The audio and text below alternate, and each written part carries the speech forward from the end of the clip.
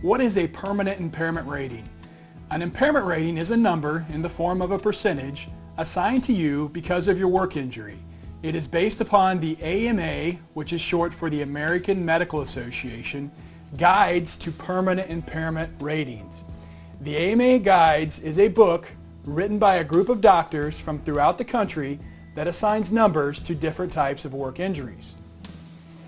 If you have what we call a scheduled member injury, which is an injury to your hand, arm, leg, foot, eye, or hearing loss, then generally the impairment rating is the only factor in determining the amount of money you will receive for permanent disability.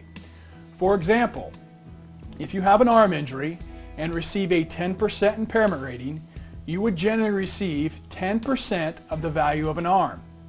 If your entire arm was gone, then you would receive 250 weeks of permanent benefits. But if you sustained a 10% disability to your arm, then you would receive 10% times 250 weeks, or 25 weeks of permanent benefits.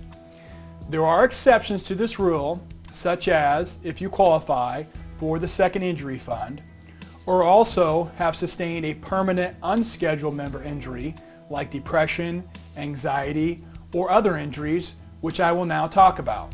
An unscheduled member injury, or what we call sometimes an industrial injury, includes injuries to your back, neck, brain, shoulder, mental health injuries like depression and anxiety, nerve injuries such as CRPS, which stands for Complex Regional Pain Syndrome, or RSD, which stands for Reflex Sympathetic Dystrophy, or respiratory or circulation injuries like occupational asthma or Raynaud's syndrome.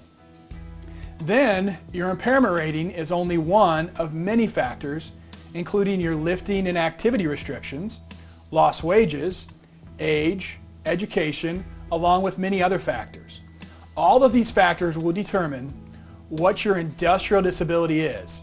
For example, if you have sustained a back injury and have a permanent impairment rating of 10% and also permanent restrictions which limit your ability to work, then you may receive 20, 30, 40% or more in permanent industrial disability based upon a percentage of 500 weeks.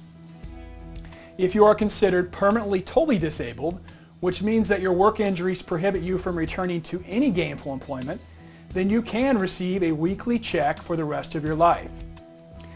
Usually, there is a significant difference in the amount of compensation you will receive if you sustained a scheduled member injury compared to an unscheduled member injury or industrial injury.